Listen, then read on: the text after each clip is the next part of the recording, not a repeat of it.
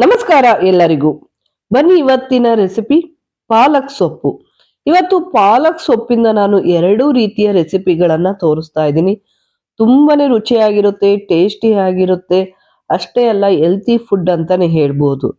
ಪಾಲಕ್ ಸೊಪ್ಪಿಂದ ಇವತ್ತು ಪಾಲಕ್ ಕಿಚಡಿ ಹಾಗೂ ಪಾಲಕ್ ಬಟಾಣಿ ಹಾಕಿ ರೈಸ್ ಬಾತ್ 2 ರೀತಿಯ ರೆಸಿಪಿಗಳನ್ನ ಒಂದೇ ವಿಡಿಯೋದಲ್ಲಿ ನಾನು ತೋರಿಸ್ತಾ ಇದ್ದೀನಿ. ಹಾಗೆ ಹೆಲ್ತಿ ರೆಸಿಪಿ ಅಂತಾನು ಹೇಳ್ಬೋದು. ಮೊದಲು ನಾವು ಇವಾಗ ಪಾಲಕ್ ಕಿಚಡಿ. ಈ ಪಾಲಕ್ ಕಿಚಡಿ ಹೇಗ್ ಮಾಡೋದು ಅನ್ನೋದನ್ನ ತೋರಿಸ್ತಾ ಇದ್ದೀನಿ. ನೆಕ್ಸ್ಟ್ ಪಾಲಕ್ ಬಟಾಣಿ ರೈಸ್ ಬಾತ್. ಎರಡನ್ನು ಸಿಂಪಲ್ ಆಗಿ ಬೇಗನೆ ಮಾಡುವಂತ ರೆಸಿಪಿಗಳು ಅಂತಾನೆ ಹೇಳ್ಬೋದು. ಮೊದಲಿಗೆ ನಾವು ಪಾಲಕ್ ಕಿಚಡಿ ಮಾಡೋದಕ್ಕೆ ಒಂದು ಅರ್ಧ ಬಟ್ಲು ಹೆಸರು ಬೇಳೆ, 3/4 ಬಟ್ಲು ಅಕ್ಕಿಯನ್ನ ತಗೊಂಡು ಅದನ್ನ 3ರಿಂದ 4 ಸಲ ಚೆನ್ನಾಗಿ ತೊಳೆದು ಅದನ್ನ ನಾವು ಕುಕ್ಕರ್ಗೆ ಹಾಕೊಳ್ಳೋಣ. ನೋಡಿ, ನಮಗೆ ಇದರ ಅಳತೆಗೆ ನೀರಿಗಿಂತ ಒಂದು ಅರ್ಧ ಲೋಟದಷ್ಟು ನೀರನ್ನ ಜಾಸ್ತಿ ಹಾಕೋಣ. ಯಾಕೆ ಅಂದ್ರೆ ಮೆತ್ತಗೆ ಬೇಯಬೇಕು, ಹಾಗಾದ್ರೆ ಕಿಚಡಿ ಚೆನ್ನಾಗಾಗುತ್ತೆ.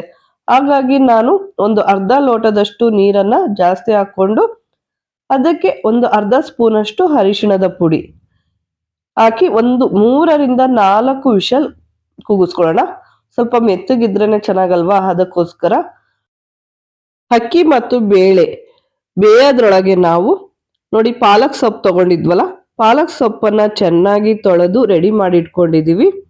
ಈಗ ಒಂದು ಜಾರನ್ನ ತಗೊಂಡು ಜಾರಿಗೆ ನಾವು ತೊಳೆದು ರೆಡಿ ಮಾಡಿ ಇಟ್ಕೊಂಡಿರುವಂತ ಸೊಪ್ಪನ್ನ ಹಾಕೋಣ. ನೋಡಿ, ಸಿಂಪಲ್ ಆಗಿ ಮಾಡ್ಬೋದು, ತುಂಬಾನೇ ಟೇಸ್ಟಿ ಆಗಿರುತ್ತೆ. ನೋಡಿ, ಪಾಲಕ್ ಸೊಪ್ಪನ್ನ ಬೇಕಾದ್ರೆ ನೀವು ಬೇಯಿಸಿ ಹಾಕೋಬಹುದು, ಇಲ್ಲ ಹಾಗೆ ಹಾಕಿದ್ರು ಚೆನ್ನಾಗಿರತ್ತೆ. ಆಮೇಲೆ ರುಬ್ಬಿದ ಮೇಲೆ ಒಂದು 5ರಿಂದ 10 ನಿಮಿಷ ಬೇಯಿಸ್ಕೊಂಡ್ರು ಆಗುತ್ತೆ. ಸ್ವಲ್ಪ ಕೊತ್ತಂಬರಿ ಸೊಪ್ಪು, ಸ್ವಲ್ಪ ಪುದೀನ ಸೊಪ್ಪು ಟೇಸ್ಟಿಗೆ, ಹಸಿ ಮೆಣಸಿನಕಾಯಿ. ನಿಮಗೆ ಖಾರ ಜಾಸ್ತಿ ಬೇಕು ಅನ್ನೋರು ಇನ್ನು ಹಸಿ ಮೆಣಸಿನಕಾಯಿ ಜಾಸ್ತಿ ಹಾಕೋಬಹುದು.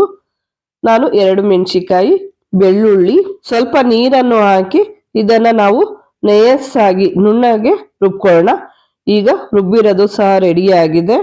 ಹಾಗೆ ನೋಡಿ, ಹೆಸರು ಬೇಳೆ ಮತ್ತು ಅಕ್ಕಿನೂ ಸಹ ಬೆಂದಿದೆ, ಮೆತ್ತಗೆ ಬೆಂದಿದೆ. ಇದನ್ನ ಮ್ಯಾಶ್ ಮಾಡೋ ಅವಶ್ಯಕತೆ ಇರೋದಿಲ್ಲ. ಈಗ ಬನ್ನಿ, ಒಂದು ಬಾಣ್ಲಿಯನ್ನ ಇಟ್ಟು ಬಾಣ್ಲಿಗೆ 1 ಸ್ಪೂನು ತುಪ್ಪ, 2 ಸ್ಪೂನ್ ಎಣ್ಣೆ.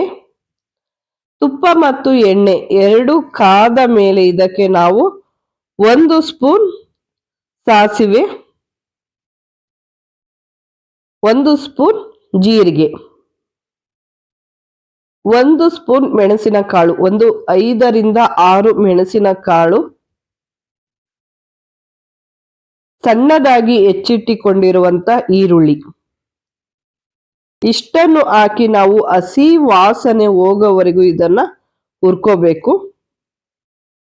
ಈರುಳ್ಳಿ ಹಸಿ ವಾಸನೆ ಹೋಗೋವರೆಗೂ ಇದನ್ನ ಹುರಿದು ಆಮೇಲೆ ಇದಕ್ಕೆ ಒಂದು 5ರಿಂದ 6 ಕರ್ಬೇ ಸೊಪ್ಪಿನ ಎಸಳು, ಸಣ್ಣದಾಗಿ ಹೆಚ್ಚಿಟ್ಟುಕೊಂಡಿರುವಂತ ಟೊಮೊಟೊ ಹಣ್ಣನ್ನ ಸ್ವಲ್ಪ ಮೆತ್ತಗಾಗವರೆಗೂ ಇದನ್ನ ಬೇಯಿಸ್ಕೋಬೇಕು. ನೋಡಿ, ತುಂಬಾ ರುಚಿಯಾಗಿರುತ್ತೆ, ಟೇಸ್ಟಿ ಆಗಿರುತ್ತೆ. ಸಿಂಪಲ್ ಆಗಿ ಬೇಗನೆ ಮನೆಗಿರುವ ಸಾಮಗ್ರಿಗಳಿಂದ ಸಿಂಪಲ್ ಆಗಿ ಮಾಡಿಕೊಳ್ಳುವಂಥದ್ದು. ನೋಡಿ, ಸ್ವಲ್ಪ ಟೊಮೊಟೊ ಹಣ್ಣು ಸ್ವಲ್ಪ ಮೆತ್ತಗಾಗೋವರೆಗೂ ಇದನ್ನ ಬೇಯಿಸ್ಕೊಳ್ಳೋಣ. ಆಮೇಲೆ ನಾವು ಏನು ರುಬ್ಕೊಂಡಿದ್ವೋ ಮಸಾಲೆನ, ಪಾಲಕ್ ಸೊಪ್ಪು, ಕೊತ್ತಂಬರಿ ಸೊಪ್ಪು ಎಲ್ಲವನ್ನೂ ರುಬ್ಬಿದ್ವಲ್ಲ ಅದನ್ನ ಹಾಕೊಳ್ಳೋಣ. ಇದನ್ನ ಹಾಕಿ ನಾವು 10 ನಿಮಿಷಗಳ ಕಾಲ ಇದನ್ನ ಬೇಯಿಸ್ಕೋಬೇಕು. ಸೊಪ್ಪಿನ ಹಸಿ ವಾಸನೆ ಹೋಗೋವರೆಗೂ ಇದನ್ನ ನಾವು ಬೇಯಿಸ್ಕೋಬೇಕು. ನಾನು ಮೊದಲೇ ಹೇಳಿದ್ದೆ, ಫಸ್ಟೇ ನಾವು ಬೇಯಿಸ್ಕೊಂಡು ಹಾಕ್ಬೋದು, ಇಲ್ಲ ನಾವು ರುಬ್ಬಿ ಒಗ್ಗರಣೆ ಜೊತೆಗೂ ನಾವು ಇದನ್ನ ಬೇಯಿಸ್ಕೋಬಹುದು. ನೋಡಿ, ರುಚಿಗೆ ತಕ್ಕಷ್ಟು ಉಪ್ಪನ್ನು ಹಾಕಿ ನಾವು ಮೀಡಿಯಂ ಉರಿಯಲ್ಲೇ ಇದನ್ನ ಸ್ವಲ್ಪ ಬೇಯಿಸ್ಕೊಳ್ಳೋಣ. ಹಸಿ ವಾಸನೆ ಹೋಗೋವರೆಗೂ ಇದನ್ನ ಬೇಯಿಸ್ಕೊಳ್ಳೋಣ.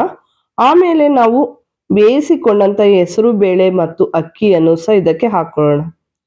ತುಂಬಾ ರುಚಿಯಾಗಿರುತ್ತೆ, ಟೇಸ್ಟಿನೂ ಸಹ ಇರುತ್ತೆ. ನೋಡಿ, ಇವಾಗ ಇದು ಒಂದು 5 ನಿಮಿಷ ಬೆಂದಿದೆ. ಆಮೇಲೆ ನಾವು ಹೆಸರು ಬೇಳೆ ಮತ್ತು ಅಕ್ಕಿ ತಗೊಂಡಿದ್ವಲ್ಲ ಅದನ್ನು ಸಹ ಹಾಕ್ತಾ ಇದ್ದೀವಿ.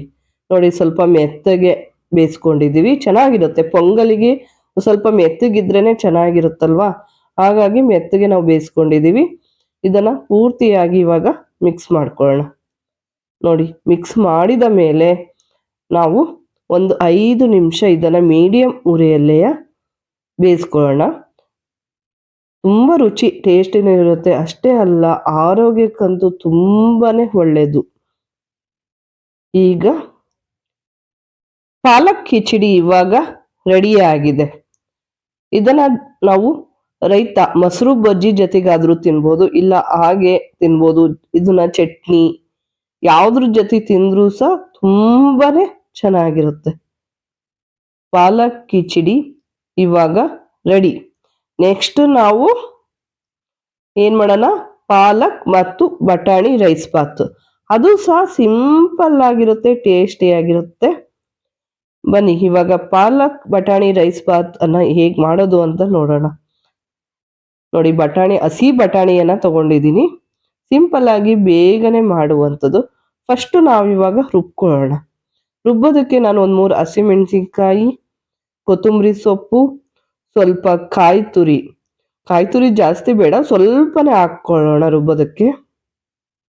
1 ಸ್ಪೂನ್ ಜೀರಿಗೆ, ಒಂದು 5-6 ಕರಿಮೆಣಸಿನಕಾಳು, ಸ್ವಲ್ಪ ಬೆಳ್ಳುಳ್ಳಿ ಇಷ್ಟನ್ನು ಹಾಕಿ ಈಗ ಇದನ್ನ ಸಣ್ಣದಾಗಿ ರುಬ್ಕೊಳ್ಳೋಣ. ನಾವು ಒಂದು ಬಾಣಲಿ ಅಥವಾ ಪಾತ್ರೆ ಯಾವ್ದಾದ್ರೂ ತಗೋಬಹುದು. ಇಟ್ಟು ಕಾದ ಮೇಲೆ ಇದಕ್ಕೆ 3-4 ಸ್ಪೂನ್ ಅಷ್ಟು ಎಣ್ಣೆ ಕಾದ ಮೇಲೆ ಇದಕ್ಕೆ ನಾವು 1 ಸ್ಪೂನ್ ಸಾಸಿವೆ, 1 ಸ್ಪೂನ್ ಜೀರಿಗೆ, ಸಣ್ಣದಾಗಿ ಹೆಚ್ಚಿರುವಂತ ಈರುಳ್ಳಿ ಇಷ್ಟನ್ನು ಫಸ್ಟ್ ನಾವು ಹಾಕೊಂಡು ಹಸಿ ವಾಸನೆ ಹೋಗೋವರೆಗೂ ಇದನ್ನು ಸಹ ಹುರ್ಕೋಬೇಕು. ಚೆನ್ನಾಗಿ ಇದನ್ನ ಹುರ್ಕೊಂಡು ಆಮೇಲೆ ಇದಕ್ಕೆ ಕರಿಬೇವು ಸೊಪ್ಪು, ಸಣ್ಣದಾಗಿ ಹೆಚ್ಚಿಕೊಂಡಿರುವಂತ ಕ್ಯಾಪ್ಸಿಕಮ್, ಆಮೇಲೆ ಟೊಮೊಟೊ ಇಷ್ಟನ್ನು ಹಾಕಿ ಚೆನ್ನಾಗಿ ನಾವು ಬೇಯಿಸ್ಕೋಬೇಕು. ಟೊಮೊಟೊ ಹಣ್ಣು ಎಲ್ಲ ಮೆತ್ತಗಾಗೋವರೆಗೂ ಇದನ್ನ ಬೇಯಿಸ್ಕೋಬೇಕು. 1 ಸ್ಪೂನ್ ಅರಿಶಿಣದ ಪುಡಿ, 1 ಸ್ಪೂನ್ ಅಂದ್ರೆ ರುಚಿಗೆ ತಕ್ಕಷ್ಟು ಉಪ್ಪನ್ನು ಹಾಕಿ ಇದನ್ನ ಬೇಯಿಸ್ಕೊಳ್ಳೋಣ. ನೋಡಿ, ಪಾಲಕ್ ಸೊಪ್ಪನ್ನ ನಾನು ಮೊದಲೇ ತೊಳೆದು ಸಣ್ಣದಾಗಿ ಇದನ್ನ ಹೆಚ್ಚಿಟ್ಕೊಂಡಿದ್ದೆ. ಅದನ್ನು ಸಹ ನಾವು ಹಾಕೊಳ್ಳೋಣ. ಚೆನ್ನಾಗಿ ಇದನ್ನ ಮಾಗಿಸ್ಕೋಬೇಕು ಸೊಪ್ಪನ್ನು ಸಹ. ಆಮೇಲೆ ಬಟಾಣಿನೂ ಸಹ ನಾವು ಮೊದಲೇ ಬೇಯಿಸಿ ಇಟ್ಕೊಂಡಿದ್ವಿ, ಹಾಗಾಗಿ ಬಟಾಣಿನೂ ಸಹ ನಾವು ಇದಕ್ಕೆ ಹಾಕೊಳ್ತಾ ಇದೀವಿ. ರುಬ್ಬಿರುವಂತ ಮಿಶ್ರಣ ಅದನ್ನು ಸಹ ಸೇರಿಸ್ಕೊಳ್ಳೋಣ. ನೋಡಿ, ಇದನ್ನ ಪೂರ್ತಿಯಾಗಿ ಮಿಕ್ಸ್ ಮಾಡ್ಕೋಬೇಕು. ಸ್ವಲ್ಪ ನೀರಿನ ಅಂಶ ಎಲ್ಲ ಹೋಗ್ಬೇಕು, ಹಾಗೆ ನಾವು ಇದನ್ನ ಮಿಕ್ಸ್ ಮಾಡ್ಕೋಬೇಕು. ರುಬ್ಬಿರುವಂತ ಮಿಶ್ರಣನೂ ಸಹ ನಾವಿವಾಗ ಹಾಕೊಳ್ಳೋಣ. ತುಂಬಾ ಚೆನ್ನಾಗಿರುತ್ತೆ, ಸಿಂಪಲ್ ಆಗಿ ಮಾಡುವಂಥದ್ದು, ಬೇಗನೆ ಮಾಡುವಂಥದ್ದು, ಟೈಮ್ ಹಿಡಿಯೋದೇ ಇಲ್ಲ. ಬೆಳಗಿನ ತಿಂಡಿಗಂತೂ ಬೇಗನೆ ಆಗುತ್ತೆ. ಮಕ್ಕಳು ಸಹ ಇದನ್ನ ಇಷ್ಟಪಟ್ಟು ಸಹ ತಿಂತಾರೆ. ಲಂಚ್ ಬಾಕ್ಸಿಗೂ ಸಹ ಹಾಕ್ಬೋದು. ನೋಡಿ, ಈಗ ಒಗ್ಗರಣೆ ಸಹ ರೆಡಿ ಆಗಿದೆ. ಬಟಾಣಿ ಮತ್ತು ಪಾಲಕ್ ರೈಸಿನ ಒಗ್ಗರಣೆ ಈಗ ರೆಡಿ. ಅನ್ನವನ್ನ ಮೊದಲೇ ಮಾಡಿಟ್ಕೊಂಡಿದ್ವಿ. ಈಗ ಅನ್ನವನ್ನು ಸಹ ನಾವು ಹಾಕಿ ಇದನ್ನ ಇವಾಗ ಮಿಕ್ಸ್ ಮಾಡ್ಕೊಳ್ಳೋಣ. ಬೇಕು ಅಂದ್ರೆ ರುಚಿ ನೋಡ್ಕೊಂಡು ಉಪ್ಪು ಅದನ್ನ ಹಾಕೊಳ್ಳಿ. ಉಪ್ಪು ಖಾರ ಎಲ್ಲ ಕರೆಕ್ಟ್ ಇದೆ ಅಂದ್ರೆ ಬಿಡಿ. ಪಾಲಕ್ ಬಟಾಣಿ ರೈಸ್ ಬಾತ್ ಇವಾಗ ರೆಡಿ.